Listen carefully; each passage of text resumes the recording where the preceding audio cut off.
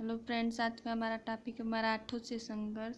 मुगल साम्राज्य की पतनावस्था में मुगलों की केंद्रीय सत्ता निर्बलता प्रभाविनों से थी। उधर मराठा संघ, जिसमें नागपुर के भोसले, बड़ौदा के गायकवाड़, इंदौर के होलकर तथा ग्वालियर के सिंधिया मुख्य सरदार थे, जिनका प्रमुख पेशवा होता था। उत्तर भारत की अपना प्रभुत्व विस्तृत कर लिया। नवाब अब्दाली ने भारत पर अधिकार करना चाहा था। मराठा संघ की सेनाओं ने सन 1761 ईस्वी में पानीपत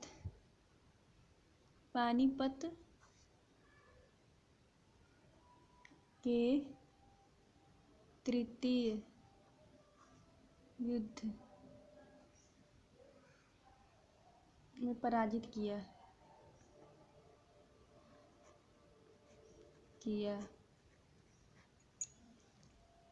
जिससे मराठा शक्ति बहुत क्षीण हो गई। मराठा शक्ति क्षीण हो गई।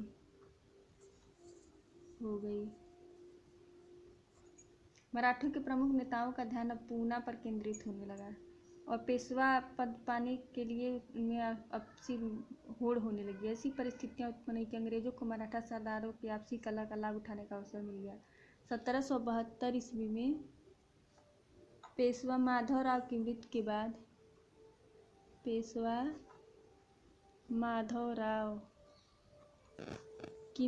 के बाद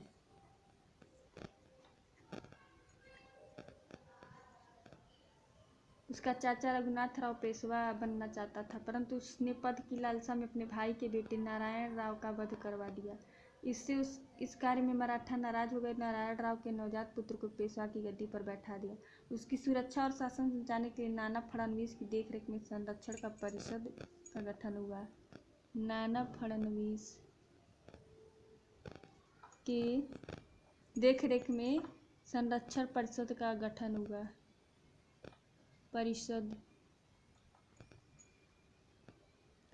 हुआ।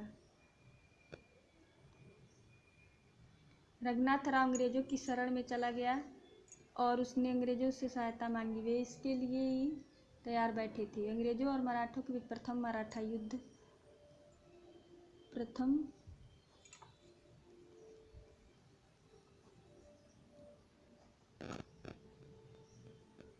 1775 ईस्वी से 82 ईस्वी में हुआ, जो 7 वर्ष तक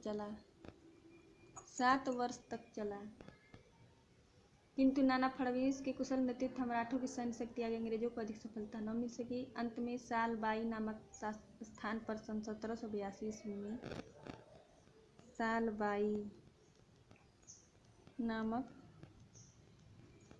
स्थान पर 1782 ईस्वी में दोनों पक्षों के बीच संधि हुई। इसके अनुसार नारायण राव के नवजात पुत्र को पेशवा स्वीकार कर लिया गया। सन 1800 ईस्वी में फड़नवीस की मृत्यु हो गई। 1800 में फड़नवीस की मृत्यु हो गई।